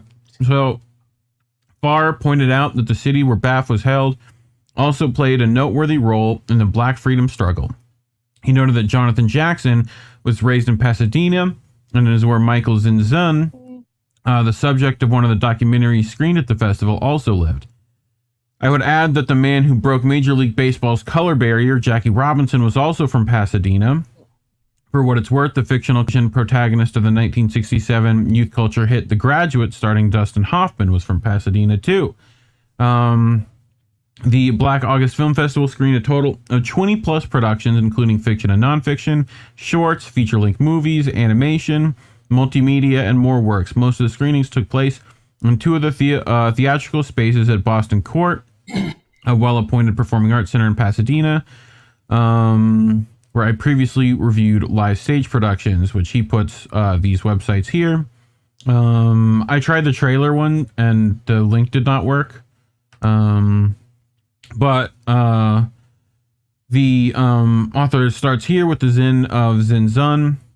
So the biopic Zinzun, a revolutionary activist, directed by PAAFF executive director Dennis Haywood and co-produced by Farr, is also Pasadena's noted campaigner Michael Zinzun. This 52-minute nonfiction film is a PAAFF project that also encapsulates the stirring saga of Jonathan and George Jackson. Do either of you remember this story? You'll recognize the picture probably in a minute. But so Zinzun, a revolutionary activist. Here's a little movie poster there. Is cut off, but forward ever, backwards never, all power to the people. Michael Zinzun, his little quote there from him. So, in a desperate attempt to liberate his older sibling, and the other Soledad brothers, apparently acting in league with Black Panther defendants, 17-year-old Jonathan staged a daring attack on the Marin County Courthouse, seizing a judge, deputy district attorney, and jurors on August 7th, 1970. Jonathan Jackson, 17, leading attack on Marin County Courthouse in an attempt to free his brother George. So he essentially rounded up a posse and went and got some people, is what it sounds like. Yeah. So real G there. The hostage taking ended in a bloodbath, and his guns Jonathan used were registered to none other than Angela Davis. The activist academic went underground as she was subjected to one of the most intensive manhunts in FBI history. Davis was eventually acquitted. On August 21st, 1971, George Jackson, who was a field marshal of the Black Panther Party, was shot dead during a bold escape attempt at San Quentin Prison.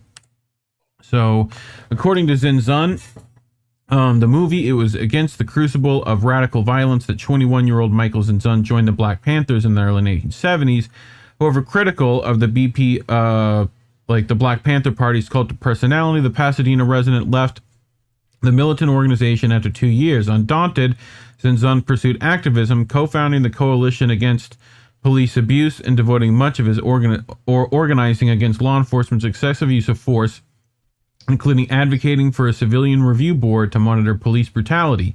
In the process, Zinzun lost an eye in an altercation with Pasadena police, which explains why he was often seen wearing an eye patch. There he is, right there with his eye patch. I like his little defense committee back there. Indictment of police, immediate suspension, independent investigation, and police accountability. Pretty good start there. Thoughts so far on that? Sounds familiar. Yep. Sounds like what we want as far as defunding the police. Right. Yeah, for this entire time. Right, but yeah. I think, I think this just kind of shows how little we know about, well, one, this is kind of history that people are not going to talk about because you don't want to have a national uprising. But it just also kind of shows that the stuff that we're kind of talking about, and we're kind of talking about it as if it's a new idea, really isn't. Like, history gets frequently erased too. I mean, Right. But that's what I'm. There's a history curriculum for a reason. Right. And that's what I'm saying. But I think especially within Black culture, there's a lot of nuggets, within our culture that if more people knew about it, like is like world changing, which is why I think in a lot of ways, the idea of teaching Black history, I think, at least to this degree, is never going to be taught.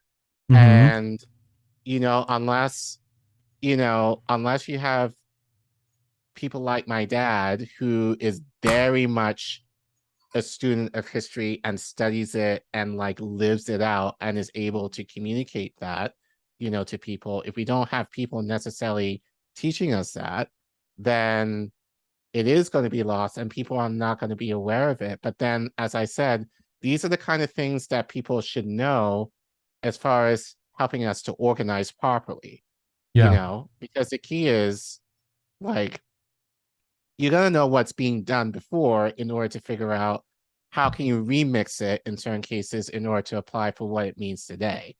I think we try too much, especially when we organize, to reinvent the wheel or try to come up with something new, when many times if we look at the history, we don't necessarily have to, So I think, again, it just kind of proves the idea of defunding the police, not new.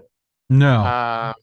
But I think we think it's new due to the lack of knowing something like this. And I think, the idea, like, even with this festival, you didn't hear mainstream media talking about this. They're not going to talk about it because, it kind of fits within the narrative of kind of keeping everyone, I would say, more or less asleep, in terms of like stories like this and historical people like this that really fought for change. And if you have enough people who are aware of this, that can mean trouble for the establishment. Right. So, yeah. So we continue. We got tip on Rockfin. Oz, are you trying to spoil us again? Oz from Roar Media. Nice of you, Oz. Love you, bud. You're too sweet. Too sweet. Too sweet. So anyway, we got so Zinsun went on to become a media figure presenting the cable access TV program Message to the Grassroots. He also ran for office, seeking to be elected to the state assembly on the Peace and Freedom Party ticket, and sought a seat on the Pasadena City Council. But his unsuccessful campaign was dodged by allegations from the LAPD, and others that Zinsun was the subject of investigations by LAPD's anti-terrorism division. Zinsun, of course, they called them terrorists, like everything else. Very similar to Tara Reid spoke recently with the APSP, the African People's Socialist Party, Uhuru movement individual who was also raided by the FBI not that long ago. Black Panthers were like on the eye of the FBI for like years. Yeah. They killed Tupac and they made the Bloods and Crips fight each other for however long. Yeah. It's to establish division and to not have any sort of unity within. Yeah. So, as Zinsun went to become a media figure presenting the cable access TV program Message to the Grassroots, he also ran for office. He can be elected to the state assembly on the Peace and Freedom Part. We read this, right? As an internationalist, Zinsun also traveled to Brazil and Namibia, where he supported the Southwest African People's Organization, SWAPO, which had a guerrilla wing in its independent struggle against South Africa's apartheid regime. I learned a lot from Zinsun, which is a highly educational documentary about an important leader. So I'm down for watching that movie. I don't know about you, Collin. We'll find that and watch that. How do you watch it? I think if you go to that website, which I will put in the chat, yeah, it's what is it? The BlackAugustFilmFestival.com, right? Yeah. You should be able to find ways to watch all those there. You know, I think a few of them are like not even released yet, technically, you know. To continue a little bit with our next film this evening. So check it out. Not all of Black August Film Festival's productions were nonfiction, and my favorite movie at the fest was writer-director Frederick Hawthorne's Checks X Balances. With its tantalizing premise, this is one of these shorts that begs to have the budget to turn it into a feature-length motion picture. Although part of the short has the veneer of a news-type program, which actually clips of Malcolm X and other actual historic personages, and Kathleen Bradley portraying a fictional TV talk show host named Serena Knowles, must be Beyonce's cousin. Checks X Balances is actually a scripted narrative production with actors playing roles. Roles, Collin. So there's that cover, which I think is pretty fucking dope, honestly. Yeah. But what does their shirt say? I can't read it. So on screen, Serena interviews an attractive, distinguished married couple, Xavier and Ebony Jones, who is played by Jerome Roe Brooks and Jasmine Hester, who are introduced as experts on Malcolm X. But the Joneses are more than mere academics or authors. The Joneses are vigilantes who secretly have a desire to attain justice for aggravated African Americans. By whatever means necessary. They are enraged that, as a line of dialogue puts it, time after time we see killers go free. With Xavier wearing a sweatshirt emblazoned with the word reparations, the trigger-happy Joneses embark on a killing spree of reprisals against figures such as George Zimmerman, who shot Trayvon Martin, and one of the police officers who raided Breonna Taylor's Louisville, Kentucky home with a no-knock warrant, resulting in the 26-year-old's untimely death in 2020. Hawthorne's 2022 movie was shot before officers involved in the raid were charged by the Justice Department in August 2022 with falsifying a search warrant and more. The militant couple also confront the old white woman who in her youth had claimed Emmett Till harassed her. Denouncing Carolyn Bryant as the first Karen, Checks X Balances was presumably made before June 2022 when an unserved arrest warrant for Bryant was discovered and the district attorney and a grand jury declined to press charges against the woman whose false claims is believed to cause 14-year-old Till's 1955 torture and death, which was clarion call triggering the civil rights movement. But the failure of law enforcement to hold Bryant accountable leads credences to the Joneses' contention that retribution must be served vigilante style by revolutionaries in racist America. First time I learned about Emmett Till was Dave Chappelle, who called Emmett Till's mother like the most badass woman of all time for like making that an open casket. Like that's, you know, she wanted motherfuckers to look at that shit. Anyway, so Hawthorne's gripping short ends with Sam Cooke singing the civil rights anthem, "A Change Is Gonna Come."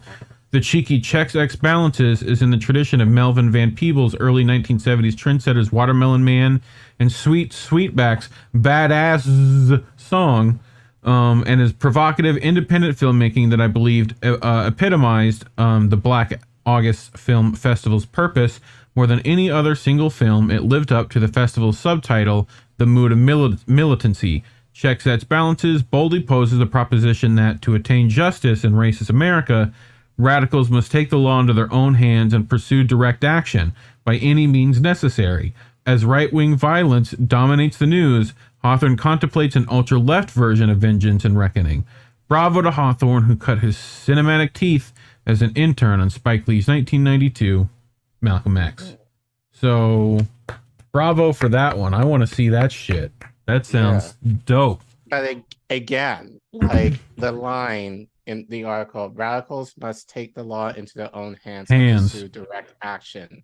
Yeah. In their own hands and pursue direct action by any means necessary. Like, again, I mean, we're not telling you this is a fictional story, but but it's based on, I think, the idea of like, if you had the balls, basically, to go after the people who essentially killed Black people unnecessarily would Yeah. do. And given the idea that our justice system isn't going to do shit about it, Right. would you take that on yourself? Yeah. And I think the idea is like, when the system fails you, you have to be the one to take matters into your own hands. Now, I'm not saying, and I will say this, I will never say personally to go out and shoot people up or whatever else and like break shit or whatever else. But at the same time, I'm like, if you do it, you know, like, I'm not going to be one to stop you to do it, because especially given if the powers that be is aware of the problem and they're not doing shit about it, you know? Yeah. You know, as MLK said, those who make peaceful revolution impossible will make a violent revolution inevitable. So the idea is like, if you're not going to do anything about it, we are going to do something about it to get your attention, essentially. Yeah. So, I mean, it's a fictional premise, but I think it's based on the true idea of, I'm sure, how many of us have felt, and like wanting to take matters in our own hands, but not necessarily feeling that we have the power to. So, nice. I like the writer with that, kind of just like making, kind of like entertaining, like a proposed fantasy where, like, in like a perfect world, we could take action in this way. You ever watch the Boondock Saints? Yes. That's what it reminds me of right off the bat. I mean, it's a little like, you know, I mean, I hope it goes the anti-hero route of like, you know, making these people willing to like go take a shotgun down Rodeo, you know? But yeah, I mean, that I'm down for that film. I hope it gets made into, you know, a full feature. They should do like a GoFundMe and see if they can get funding for it there, you know? But anyway, you know, I'm sure Rome would go watch that with us, I imagine. You know, but we move on to our next film of the Black August Film Festival.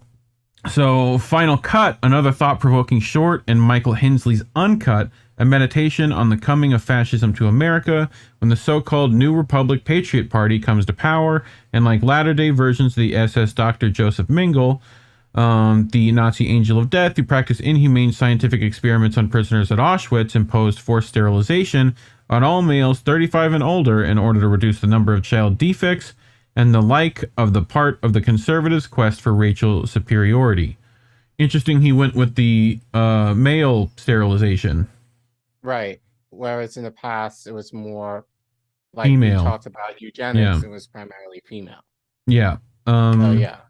So the film cleverly spins the dynamic currently playing out in a variety of so-called red states where MAGA-dominated governments are denying females basic reproductive rights, but unlike abortion, Uncut shrewdly places the onus on the male of the species in this topsy-turvy Handmaid's Tale in this role reversal of gender politics, although the New Republic Patriot Party is patriarchal male-dominated. In addition, the cast is mostly, if not all, Caucasian, dramatizing how rank-and-file whites, too, are imperiled by incipient totalitarianism. So there's that film poster there. So I like the little play on words on the Uncut. You know? Yeah. But the film stresses the Reichian observation: in the state dominates reproduction and sexuality, it controls the person. The short plot centers on Jamie, a runner, a male nearing his 35th birthday, and thus the age for state mandated obligatory vasectomy, and who wants to flee across the border to Canada and is clandestinely helped by a contemporary version of the Underground Railroad to escape to freedom and safety. Is that like the Tunnel of Love? Like, is that what it would be? I'm just guessing. I mean, you could, yeah. Sure. You know, like the runner's main there's also train jokes in there, but The runner's main rescuer is an attorney named Lenny, whose grandparents had been shipped to concentration camps during World War II. Hensley shot the low-budget uncut largely in close-up, and its taut, terrifying premise enhances a sense of apprehension and dread. Despite the lack of sophisticated Hollywood studio production values, Henley attached the BAFF screening, saying that after growing up in Europe, returning to America was the biggest disappointment in my life. Like Checks Out Balances, Hensley's Uncut is a short that demands a budget in order to become a full-length feature film. Rob, you sound like you have a connection to that. I have some resentment with my parents who did exactly that. Yeah. What do you mean? Moved to America, right? Growing up in Europe and then coming to America to have kids wasn't the best idea, in my opinion. Mm-hmm. Yeah. I mean, as a you lived in UK for a while, Collin. How do you feel about it? Well, not so much living in the UK because I was a kid, so I didn't know any better. But like when I lived in Uganda, when I was 30. I lived there for 5 months and then came back. And I think that was basically the beginning of my political revolution, although I don't think it really kind of fully realized itself until shortly after the 2016 elections, but at least the seeds were planted. But like I came back to this country and remember being like, this country is shit. Yeah. Like, I basically hated this country for over a year, after coming back, because it was just kind of like, now granted, there was a lot of poverty. I don't want to say a lot, but I think in terms of like certain things, just as far as humanity and human rights, Uganda in a lot of ways is much better at it than even here. Yeah. And I think just kind of making that comparison is just really like, America is like the best at everything, and coming back, it was just kind of like, like I think just the idea of just being submersed in this culture, I think in a lot of ways it's very dangerous, because if you not dangerous, but like if you don't know any better, if you don't know anything outside of America, then you're gonna think of certain view of America that may not necessarily be correct. Yeah. But like having to leave for a while and then being in the bush in Uganda for like 5 months and then coming back, it was just kind of like the dichotomy of both cultures. But I think more specifically the idea of me living here and realize how really shit this country is, it just made me like resent. It's mostly like our hyper consumerist culture where everyone is just go, and the mentality, and well, like you said, if you don't know anybody, if you're born in this country and you've never been out of this country, you kind of you have this viewpoint of the world as everything is a market and that everything and anything is competing against you. When in other countries, and like even in second world countries like Bosnia, there's not, of course there is homeless people, but not nearly as many as you'll see in Los Angeles or New York. And even then, they're treated better than as if they were to be over here. If you're homeless over here, you get treated like shit. Over there, you actually receive some sort of sympathy, and at least you get to go see a doctor. Yeah. Like, so we have our next movie, like Upended. A recurring theme throughout the Black August Film Fest is police excessive use of force. In less than 10 minutes, writer-director Hakima Benjamin's Call In chillingly dramatizes this hot button topic. While walking home from school, an African-American adolescent named Daniel calls a friend, gushing about how he has just won a certificate of achievement and how he can't wait to share it with his proud parents. However, for no apparent reason, he's being tailed by plainclothes police in an unmarked car who harass him. Increasingly terrified, Daniel calls his nearby father, imploring him to come to the rescue. So there's that little poster there. There is a plot twist when the dad shows up in uniform, and there is an armed standoff between the uniformed father and the plainclothes white officers and civvies in this tautly directed, well-acted film, which deservedly won a Best Short Film accolade from the New Jersey Film Awards. So, one coming out of New Jersey's got that New Jersey thing going on.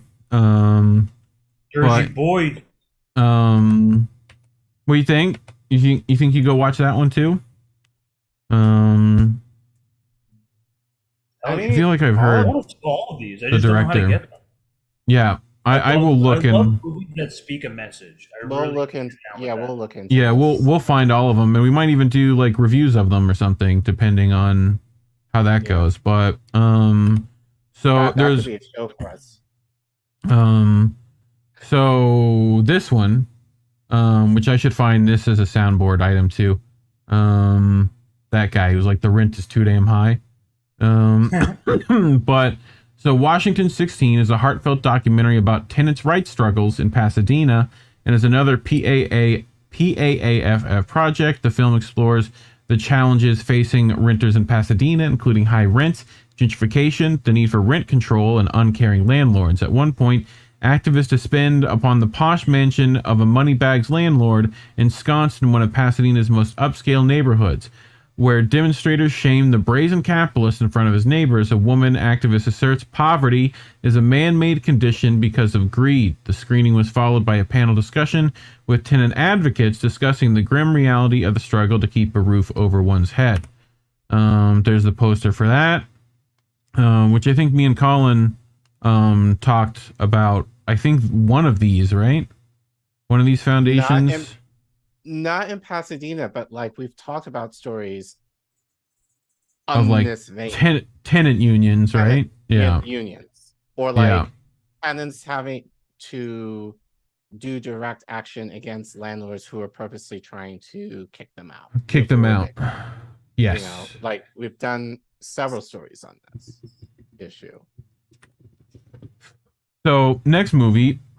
African American fatherhood in Black Daddy the movie. Dr. Dame Drummer makes a moving argument against the perception that black males are absentee fathers who don't play direct roles in their children's lives. Before the screening, Drummer told the audience he objected to how African American men are depicted by the mostly Caucasian controlled mainstream media. We always see athletes, but only 400 people can make a living playing basketball in America. Instead, Drummer, who appears in his film, wants to show the realistic side of black men. The narrative has to be in our control, not white writers, insisted Drummer, who is himself a father deeply invested in his children's well-being. In the award-winning Black Daddy, Drummer followed the lives of a few like-minded men as they told compelling stories of the joy, pain, and complexity of what it means to be a black father in America. His BAFF website states, for more info, go to blackdaddythemovie.com. I make sure you get the spelling right on that. But yes, Google might come up with some interesting search values. But I like the post. This one's good. The poster's good. Any man can father a child, but it takes a real man to raise one. Good line. But anyway, they also showcased foreign films. BAFF also screened a number of works depicting the black experience in the diaspora outside of the United States. They're in various languages with English subtitles. Cedric Isham Calvado's thoughtful award-winning documentary, Because We Come From Afar, explores the identity of France's black from various places ruled by Paris, including Martinique, Guadeloupe, and Reunion. Interviews discuss their sense of loneliness and how confusing their situation is, with one foot in and one foot forever outside of hexagonal or metropolitan France with its European mainstream. The subjects discuss what form of government they want for their homeland vis-a-vis Paris, government options which included autonomy and independence. The film is reflective but overly long and repetitive. It could have used some judicious editing, but is nevertheless worthwhile. So that's the director of that one right there in the poster. So he goes on to talk about Keone Wright's nonfiction, Romeo's Road, is set in Suriname, formerly Dutch Guyana, Amsterdam's former colony in South America. The title character, Romeo Kafimaga, I hope that's how you pronounce that, is descended from the Maroon people who fled slavery and preferred to live in remote, natural areas rather than be enslaved. So Romeo is currently an anti-logging activist, but during Suriname's civil war, he was trained to be a guerrilla and fought from 1986 to 1992. Interestingly, Romeo claims that Libyans helped train the commandos, which, if true, is something I have never heard before.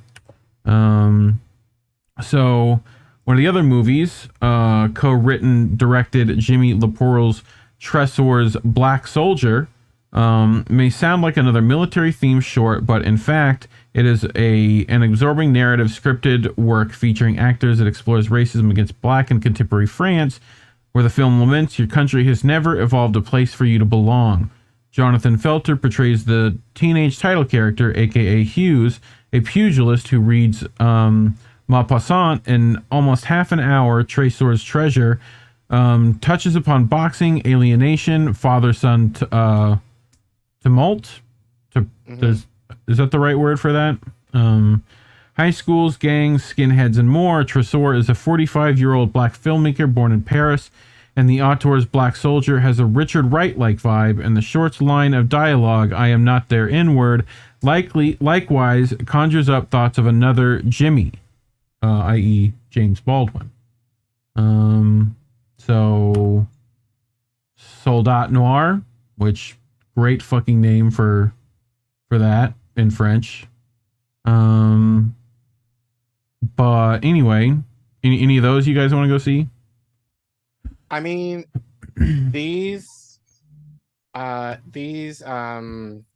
international ones, really intrigue me a lot. Obviously, being internationally an international black person, but like having identities in several cultures and feeling like having those identities, but not necessarily feeling like I have a home in any one of them. Necessarily is something that I can definitely kind of relate to. And I think, like part of, I was encouraged, to be on, in this space, for the idea of like, I can think outside of the African American viewpoint at times and kind of give a perspective that is not necessarily based in America, quote unquote, that you often don't necessarily hear about. Right.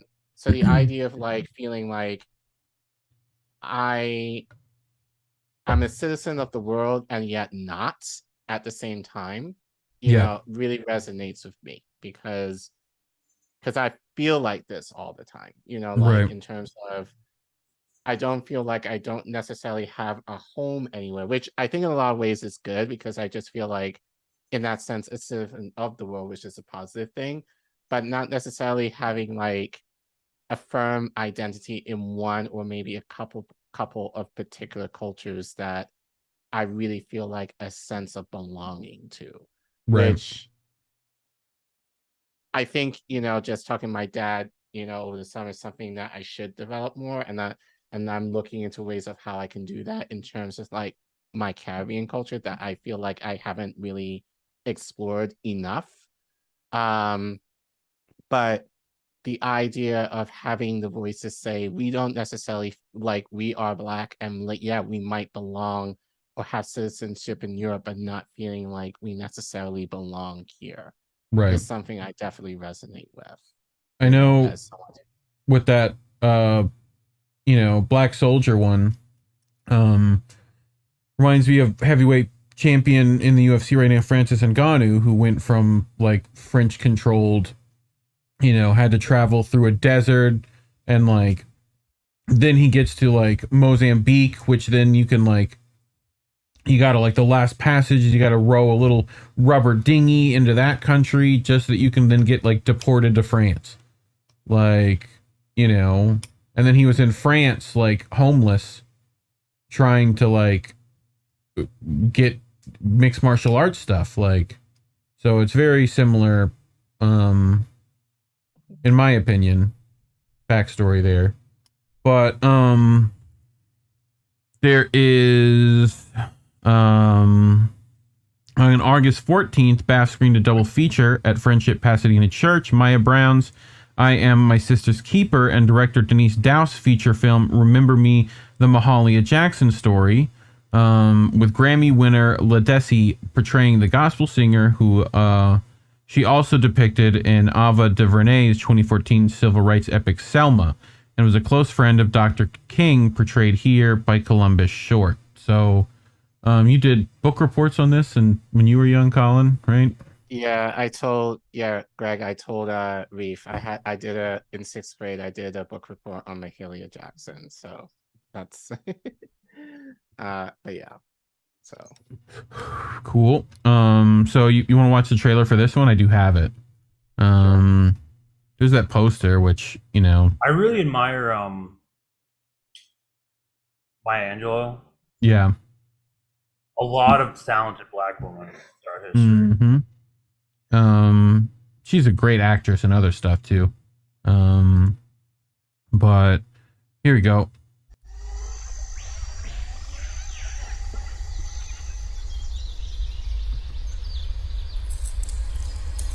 Great is thy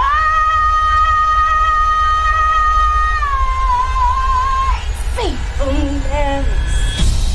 Mahalia, you are the woman with the golden voice. Really? I mean, big time.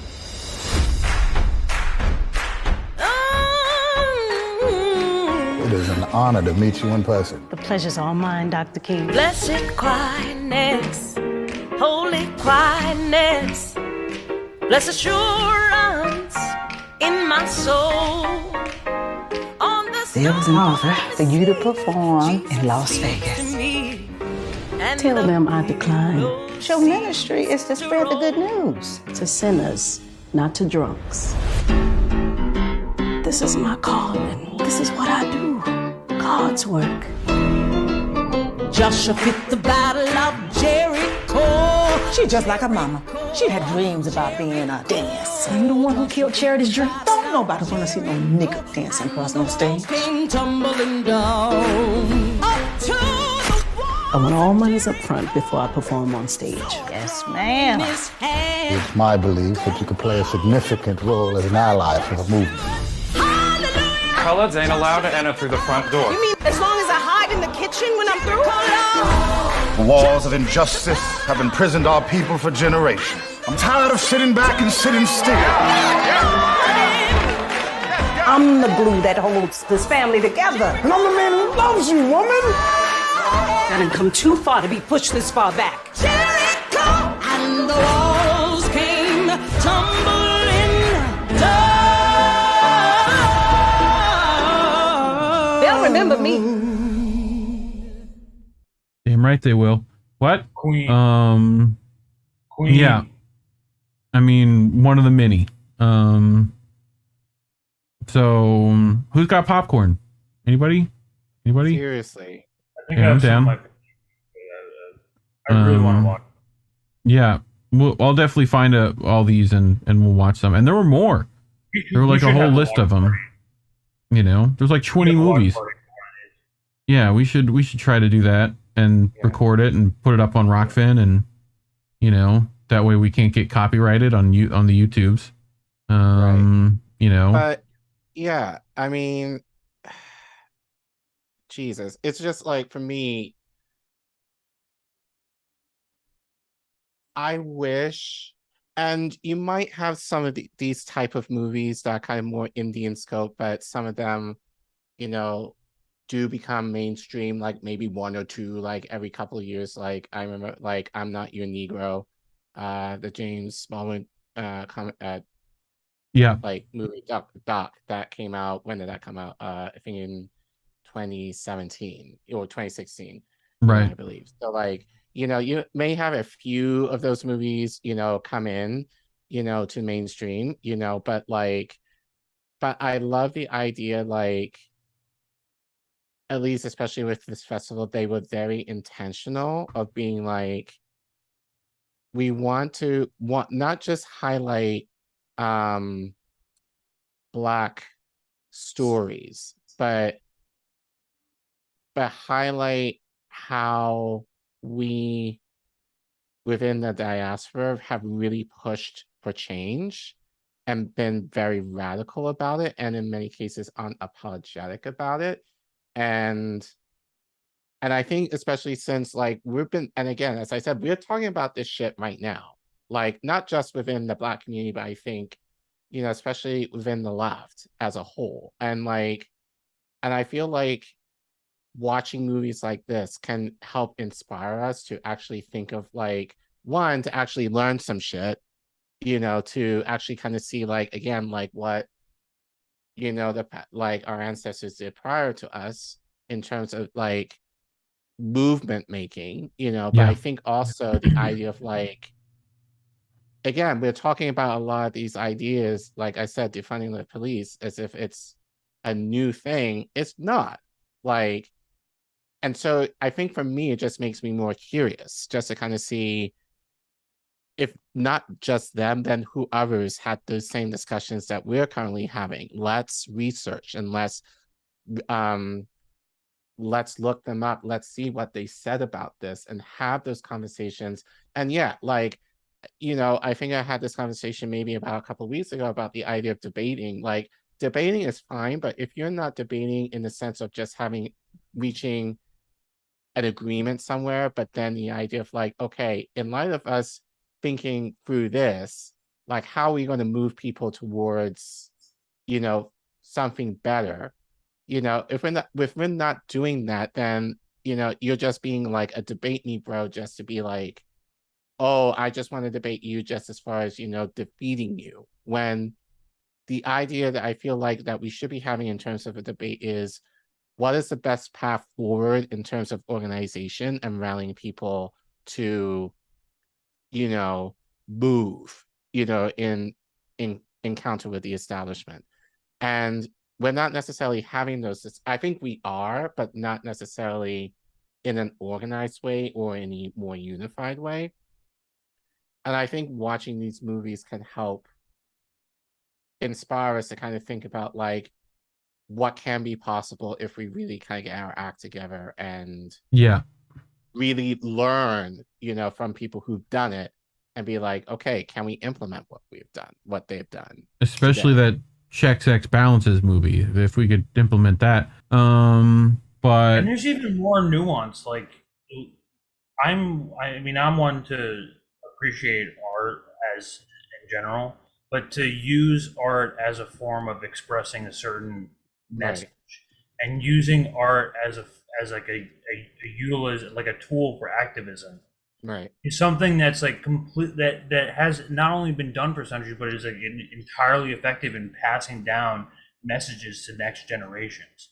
I view it as an extremely important thing. And I mean, if you're viewing yourself within this very bleak world, the one thing that you can do is pass down your message through art, through making these movies and expressing themselves. Like, Hollywood is fucking brain dead. Hollywood is brain dead to shit. You could watch fucking another Adam Sandler movie if you really want, but you might as well take away something from it. You know? I agree. That's our show, boys. I think. I wanted to bring up real quick, for the people at home who don't know, if you go to our Teespring store, which I will put in the chats below, you know, it should also be in our link tree. You can get yourself some INN merch. Look at that water bottle. Right? That water bottle's so tight. You know? Hydrate yourself with some INN. You gotta stay hydrated. You can even get... You're gonna need water at some point. These two go real well together. You get your little like prison flippies and your double pair of socks, and you just be chilling in those things. You know? You gotta get the double pair of socks. And like, you know, you get yourself a bucket hat and like a t-shirt and a hoodie. You know? There's Jesse Jet merch as well. You get the INN. I know I got them. Where's those INN shorts at? They're here somewhere. Somewhere I got INN shorts. I'm pretty sure I made them. Please let me add more. I really want to add more. No, crap. We need to get your face on something. No, not even my face. I want to make shit like Jesse the Tank Engine and like put like just a bunch of random shit. Like I can make art, like clothing art. If you give me the whatever, either the credentials or whatever, I can talk away. Just throw it on there, please. Yep, I can do that. Look at this. I love this one. With like, anyway, you can get your Jesse Jet premium tanky top. which all tank tops have to be called tanky tops from now on. But yeah, you can get yourself, oh, here you go. This is the one you wanted, Crab. The crop, which I love how they put white on white. You know, so you can really see it real well. You know, the crop hoodie, it's gonna go well, bro. I'm trying to show off a little underboob. You know what I mean? Dude, I'm that's the way to go, bro. You know? But yeah, strokes his chest. I want someone to, like, you know, get the whole outfit, like the bucket hat. I'll put the shorts in, make sure those are in. Do we have booty shorts yet? I'm sure I can find that, or like what we can do. Okay, they make hold on. Shorts with INN on the ass. You know, like how it's like. They make Teespring lets you do like wraparound yoga pants. Right? But it's like you could just put like INN logos just tessellated, you know?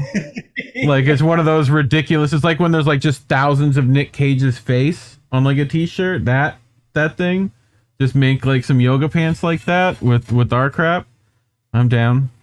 But anyway, yeah, go get yourself some lovely merch.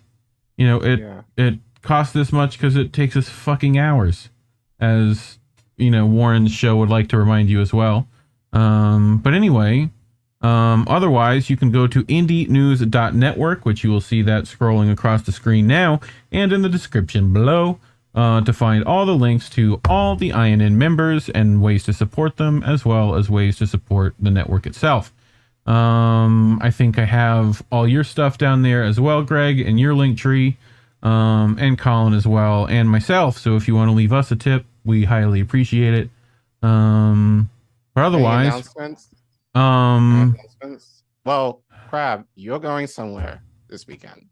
That's right, Camp Dada, which kind of goes back to the whole art as movement kind of thing. Yeah. Like Dadaism itself is literally, like, if you look into the history, you just Wikipedia it real quick.